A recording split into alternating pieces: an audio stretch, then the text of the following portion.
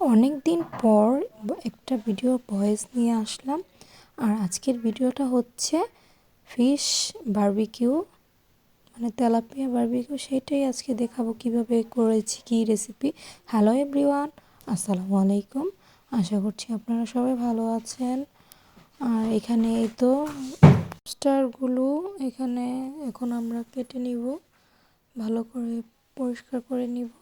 আর এর আগে আমি মাছটাকে ম্যারিনেট করে রেখে দিয়েছিলাম। আর এই দিক দিয়ে লবস্টারগুলো কেটে বেছে নিচ্ছিল। আমি তো কাটতে পারি না, আমার হাজব্যান্ডকে দিয়ে কাটাচ্ছিলাম।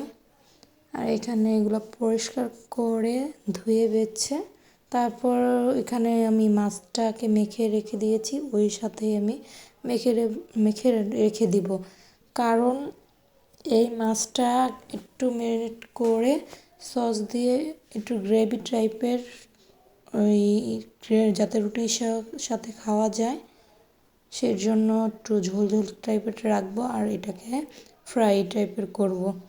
আর এখানে আমি একটু সস দিয়ে দিচ্ছি, বারবিকিউ সস। তো খেতে কিন্তু অনেক দারুণ মজা হয়েছিল, অনেক টেস্ট হয়েছিল মাশাআল্লাহ। আর এই তো এখানে আমি তেল বসিয়ে দিয়েছি। আর ম্যারিনেট করার আগে আপনারা সবসময় হাতে সময় নিয়ে ম্যারিনেট করবেন, কারণ ভিতরে মশলাপাতি যদি না ঢোকে মাছটা কিন্তু খেতে একটু মজা হবে না। আর আপনারা চেষ্টা করবেন যাতে 2-3 ঘন্টা বা 3-4 ঘন্টা 5 ঘন্টা এরকম বা রেখে দেওয়া যায় ম্যারিনেট করে, তাহলে আপনার ভালো হয়, মাছটা ভিতরে সফটও হয় আর মশলাপাতি সুন্দর ঢোকে। যাই হোক, আর সবাই তো বাসায় এরকম ফ্রাই করে খেয়ে থাকেন, তাই আর আমি মশলাপাতিরই দেখালাম না। আর জাস্ট একটু কাটা, একটু ভাজা টোজা আর দেখালাম, এই আর কি, বেশি কিছু দেখালাম না।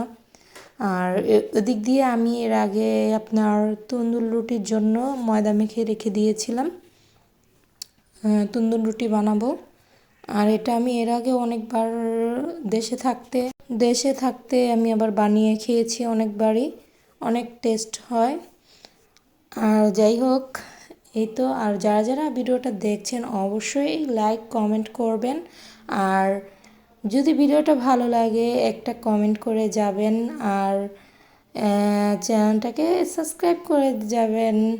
আর যারা যারা সাবস্ক্রাইব করেছেন তাদেরকে অসংখ্য ধন্যবাদ। আর যারা যারা সাবস্ক্রাইব এখনও করেননি, আমার ভিডিওটা যারা যারা দেখছেন নতুন, তাদেরকে বললাম যে আমার চ্যানেলটাকে সাবস্ক্রাইব করে দিবেন আর ফলো করে দিবেন পেজটাকে।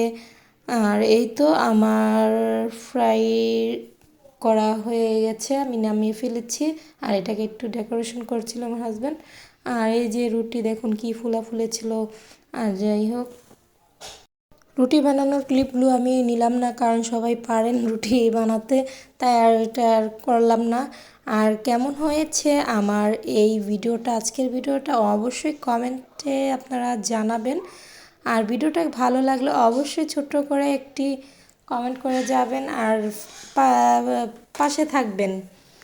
আর যারা যারা ভিডিওটা দেখেছেন তাদেরকে অসংখ্য ধন্যবাদ।